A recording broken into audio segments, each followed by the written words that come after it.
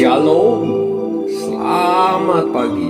Sate pagi hari ini bertemakan 1001 jalan bagi Tuhan.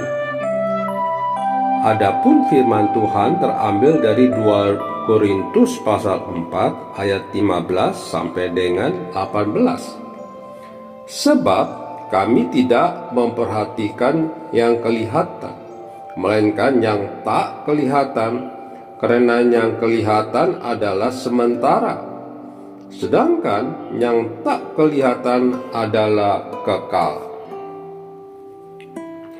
Seorang misionaris menyampaikan sebuah kesaksian yang menarik dan memberikan inspirasi baru.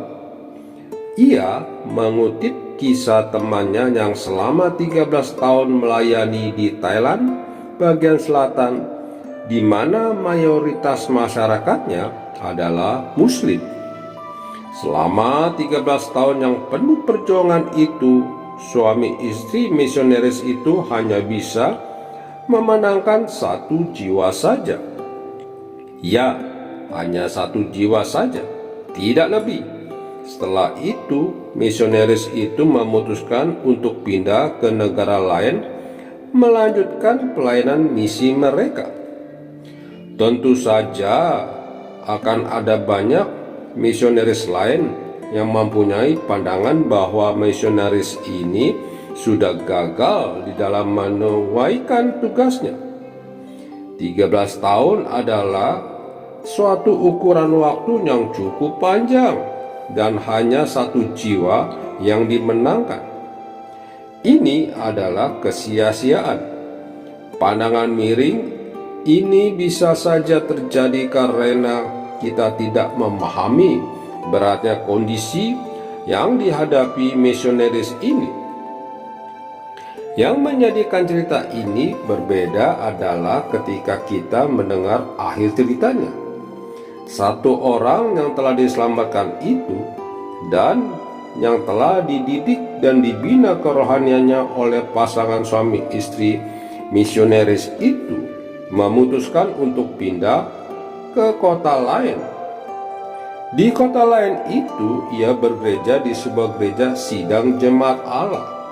Beberapa tahun kemudian, gembala gereja di mana anak muda ini berbakti mengadakan kebaktian misi, dan ia merasa terbeban untuk membuka pelayanan di Thailand di bagian selatan.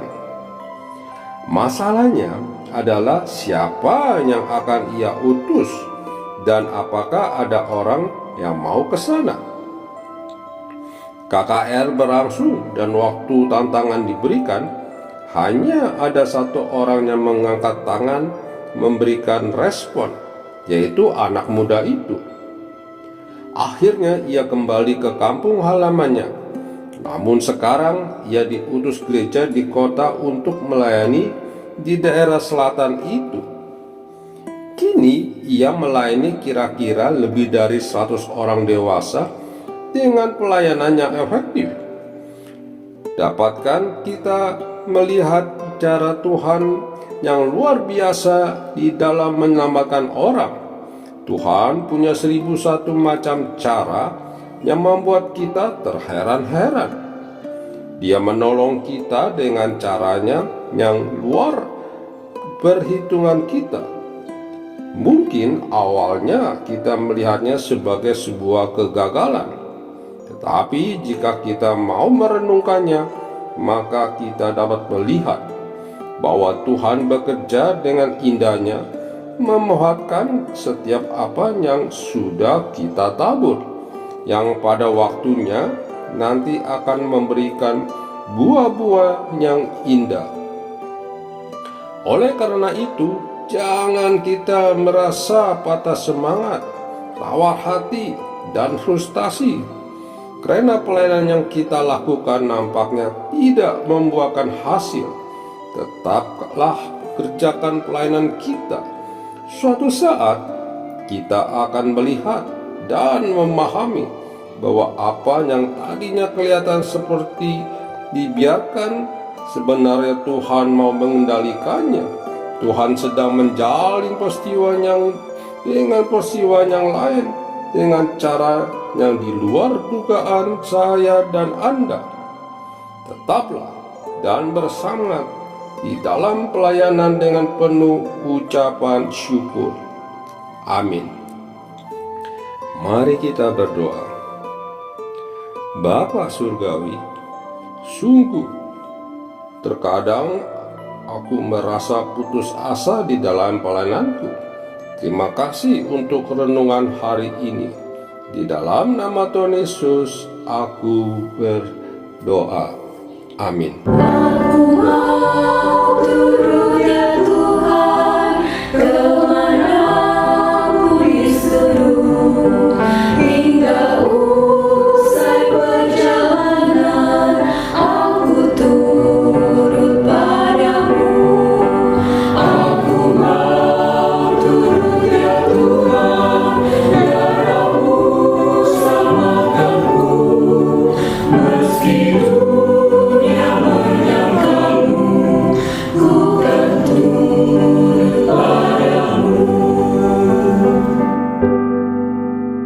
Meskipun jalannya suram, berduri dan berbatu, aku tak akan kesasar karena turut padamu. Aku mau turut ya Tuhan, biarmu selamatkanku, meski dunia menyangkalmu, ku kan turut padamu. Meski banyak penggodaan tiap hari ku tempuh, Engkau tak kalahkan setan, aku turut padamu. Aku mau turut ya Tuhan, biarmu selamatkanku, meski dunia menyangkalmu, ku kan turut padamu.